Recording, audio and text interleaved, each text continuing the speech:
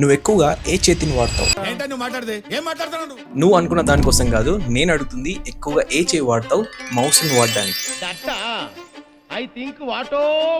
ఒకవేళ నువ్వు left hand వాడినట్లయితే ఈ మౌస్ నీకైతే పనికిరాదు. ఇది కేవలం రైట్ హ్యాండ్ యూజర్స్ కి మాత్రమే. ఈ వీడియో చివరి వరకు అయితే చూడు. ఈ మౌస్ యొక్క మోడల్ గురించి అయితే చెప్తాను. దీంట్లో ఉన్న ఇంకొక ప్రాబ్లం వచ్చేసి ఓవరాల్ మెటీరియల్. దీన్ని కొన్ని నెలలు వాడిన తర్వాత ఈ రబ్బర్ గ్రిప్ చేతికి అంటుకుంటూ చాలా ఇబ్బందిగా అయితే ఉంటుంది.